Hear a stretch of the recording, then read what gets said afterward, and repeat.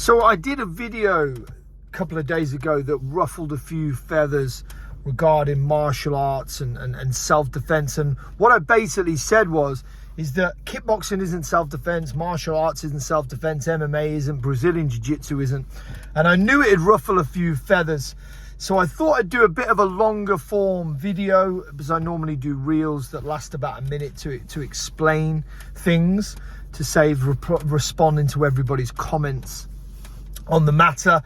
So when I say kickboxing isn't self-defense and martial arts isn't self-defense and Brazilian Jiu-Jitsu and Krav Maga, I stand by that comment. It isn't self-defense. It isn't self-protection.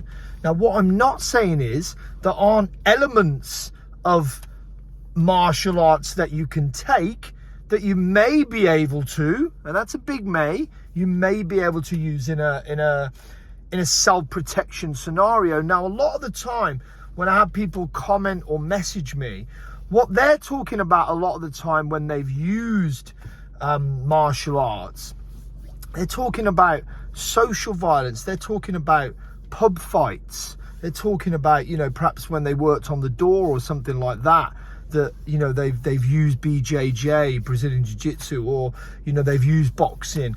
I'm not saying there isn't elements you can take from martial arts that can sometimes be useful in a self-protection environment. What I'm saying is it isn't self-defense.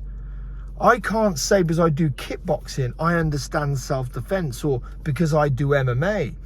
Now, MMA is probably the closest to what we all consider like a one-on-one arranged fight, let's say, a match fight, as Jeff Thompson used to call it. Now, these things don't really happen anymore. And for a start, if they did, obviously it can be avoided, because the whole idea of self-protection is getting home safe to your family and not being there in the first place. So these match fights, arranging to meet someone for a fight, which probably MMA would be the closest to, because there's punching, kicking, grappling, standing grappling, wrestling, ground fighting. I mean, you shouldn't be getting yourself in that situation anyway, should you really, having match fights with people? I mean, we're not living in the 1970s or 80s anymore. So when people message me, that's normally what they're talking about. They're normally talking about, oh, I had a fight once and I choked the guy out and I didn't hurt him, or I controlled him. But that's not what I'm talking about. I'm talking about protecting yourself from real violence, from predatory violence, from the violence that comes when you are at your most vulnerable, from the violence that comes when you least expect it, the violence that may come from a family member, the violence that may come from an intimate partner, when it's just you and them in a household, on a domestic side. So I'm certainly not saying there aren't benefits to doing martial arts. I've done martial arts my whole life. My whole life, from karate to kickboxing to Thai boxing to Brazilian Jiu-Jitsu to mixed martial arts. I've fought professional MMA. So I am an advocate of martial arts. I think there's many things that martial arts can teach you. I think doing difficult things is very important. I do videos on this all the time. I did a video the other day on how important it is to do difficult things and to build a strong mindset, because that is more likely going to get you out of a situation than a Pak Sao or a rear leg round kick or a 12-6 elbow. It's going to be your mindset. It's going to be that's probably more likely going to save you. So when I talk about martial arts, I'm just saying a lot of the time people miss the point. You know, if they want to be educated on self-protection, they think, oh, well, they'll do kickboxing or they'll do boxing. And those, like I've said, whilst there's elements from martial arts we can take that can help keep us safer, as in, God forbid, if we get into a situation and we're used to the physical, that can certainly help. But what we've got to think of, it isn't just for the fit, the strong, and the people that train, is it? It's got to be for everyone. It's got to work for my mother. My mom's 70. She's not going to be rolling around doing BJJ, Brazilian Jiu-Jitsu. And also what we've got to think is, because a lot of the time I get messages from, you know, jiu-jitsu guys, Brazilian jiu-jitsu guys. No, grappling is key. It's critical. You must be able to grapple. But in a self-protection environment, the last place you want to be is on the floor. And then there's the old argument we have about rules. You know, whilst MMA is the freest form probably, when we're talking about competition or martial arts, there are still many rules. You know, you're fighting at this person around the same weight as you, give or take the weight cut, etc. You're fighting someone with no weapons, you're fighting someone just them.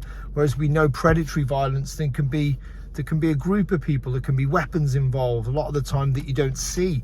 So it isn't just as simple as saying, if I do Brazilian Jiu-Jitsu, then I'm sorted for self-protection. I know about self-defense, because it's different. And if you do train in these things, they must be adapted, because it feels very different. Our cognitive ability goes completely out of the window. It's severely diminished when we feel fear, when we feel adrenaline. So it isn't just as simple as performing it goes to the floor and you triangle someone, or you rear naked choke someone, or you angle off to the left and hit him with a right hand. It isn't as simple as that when we're talking about real predatory violence. And a lot of the time, predatory violence will come out of nowhere. You have no idea it's happening. I can show you numerous videos where none of your ninja moves are going to work if you're not aware in the first place, because the first you're going to know about it is when you're unconscious. And that's the reality sometimes. So I'm not saying martial arts doesn't have benefits. I train in martial arts every day of my life. I still do now. I still spar. I still grapple. I still wrestle. I still do clinch.